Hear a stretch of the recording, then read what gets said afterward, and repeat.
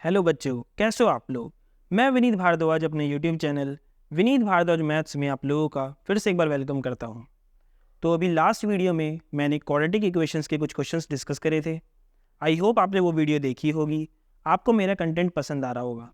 अगर आपको मेरा कंटेंट पसंद आता है तो प्लीज़ लाइक करिए, कमेंट करिए, शेयर करिए और सब्सक्राइब करिए इस चैनल को। अब कहानी जो मेन मुद्दे की बात है जिसके लिए आप आए हो यहाँ पे, वो स्टार्ट करते हैं। तो अब हम आज डिस्कस करने वाले हैं एक बेहतरीन क्वेश्चन। देखिए सामने क्वेश्चन कुछ इस तरीके से है कि x अपॉन में x plus one plus x plus one upon में x is equal to 34 upon में 15।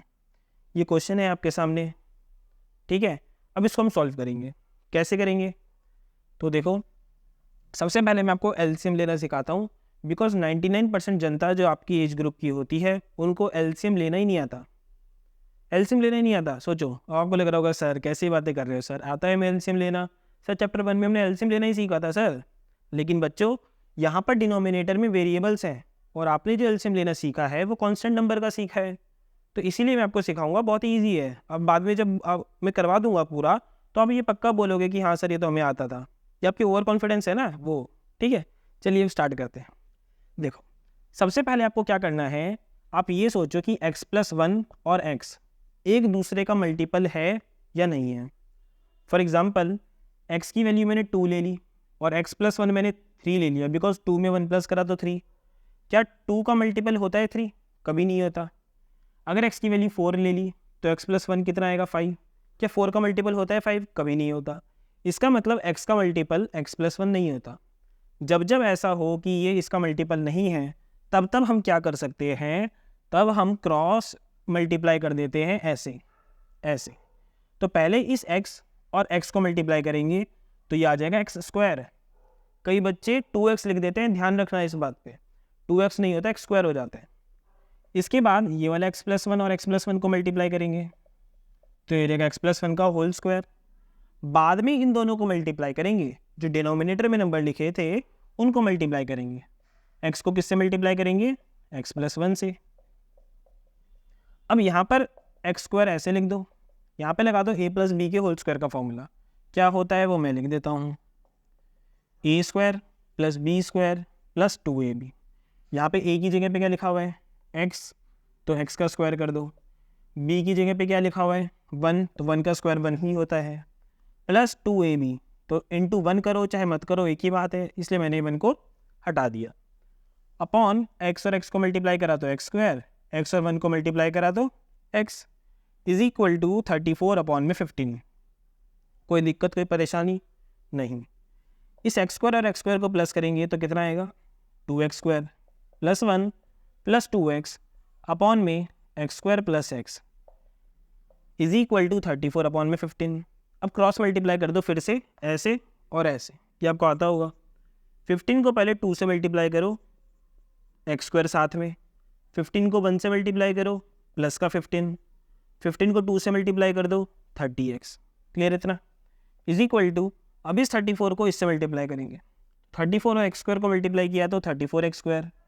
34 और x को मल्टीप्लाई किया तो प्लस का 34x। क्लियर इतना? ओके। अब सब कुछ मैं राइट में लेके जा रहा हूँ। ये प्लस का 30x स्क्वायर है, इसको जब मैं राइट में लेके जाऊँगा तो 34x स्क्वायर में से ये प्लस का 30x स्क्वायर जब उधर जाएगा तो माइनस हो जाएगा। ये ऐसे हो गया। प्लस का 34x लिखा हुआ था पहले से ही, ये प्लस का 30x जब राइट में जाएगा तो माइनस का 30x हो जाएगा। और राइट में कोई कांस्टेंट नंबर तो नहीं था, प्लस 15 इधर लिखा हुआ था, उसको भी इधर भेज दो तो माइनस का 15 हो जाएगा। इधर क्या बचेगा? सिर्फ 0। अब 34 में से 30 माइनस कर दो, कितना आएगा? 4x square. 34x में से 30x माइनस कर दो तो 4x आ जाएगा। फिर उधर क्या बचेगा? -15। अब 0 इज इक्वल टू ऐसे लिखना चाहिए। अब 0 चाहे आप लेफ्ट में लिखो चाहे आप राइट में लिखो, बात एक ही होती है, इसलिए मैंने इसको ऐसे लिख दिया।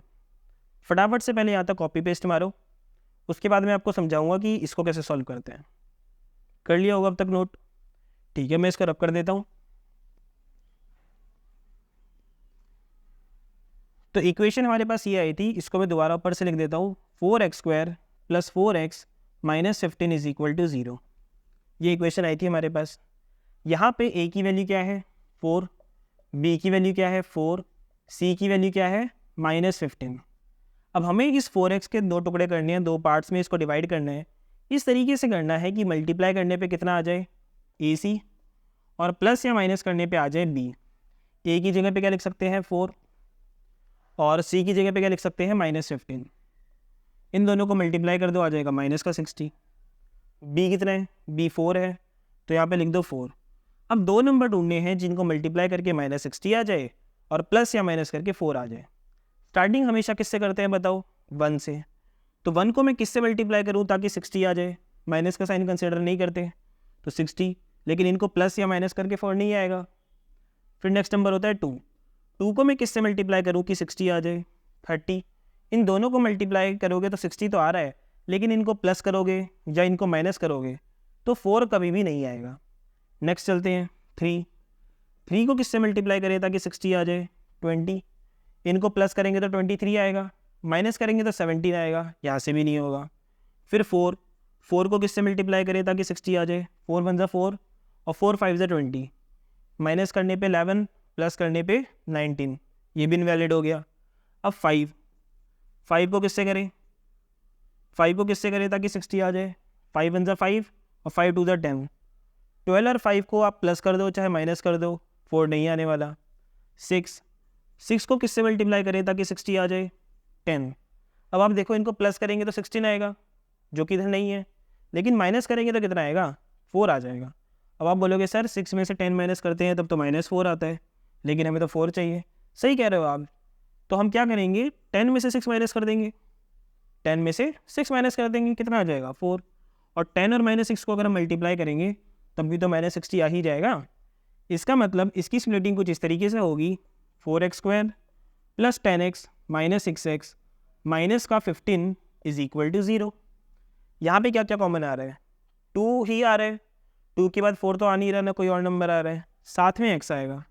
अब 2x को किससे मल्टीप्लाई करें ताकि 4x² आ जाए, तो इधर आ जाएगा 2x, बिकॉज 2 2 ज़ा 4, साथ में x²। 2x को किससे मल्टीप्लाई करें ताकि 10x आ जाए, 5, 2 5 ज़ा 10, साथ में 1x।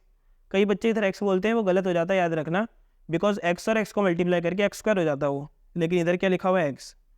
ब्रैकेट वाली जो टर्म है उनको as it is copy paste कर दो, मन में लगा दो इधर एक क्वेश्चन मार्क। तो किसको मल्टीप्लाई करें 2x से ताकि -6x आ जाए, इधर आ जाएगा -3, बिकॉज -3 और 2 को मल्टीप्लाई किया तो -6 आ जाएगा, -3 और 5 को मल्टीप्लाई किया तो -15 आ जाएगा। जो भी ब्रैकेट वाली टर्म है उनको कॉमन ले लो, ले लिया कॉमन, इधर क्या बच जाएगा अंदर 2x - 3। कई बार बता चुका हूँ, बार बार बता चुका हूँ कि जब दो नंबर्स को मल्टीप्लाई किया जाता है तो उनको बारी बारी इक्वल टू 0 पुट कर दो, बिकॉज उनको मल्टीप्लाई करने पे 0 आ रहा है इसलिए। यहाँ पर 2x - 3 0 हो जाएगा, यहाँ से 2x की वैल्यू हो जाएगी -5 और x की वैल्यू क्या आ जाएगी -5/2। यहाँ से 2x की वैल्यू 3 हो जाएगी और x की वैल्यू क्या आ जाएगी 3/2। तो यहाँ पे 2 आंसर्स आ चुके हैं हमारे x के, और आने भी 2 चाहिए थे, बिकॉज ये एक क्वाड्रेटिक इक्वेशन थी और क्वाड्रेटिक इक्वेशन के आंसर 2 आते हैं, x की वैल्यू 2 आती है।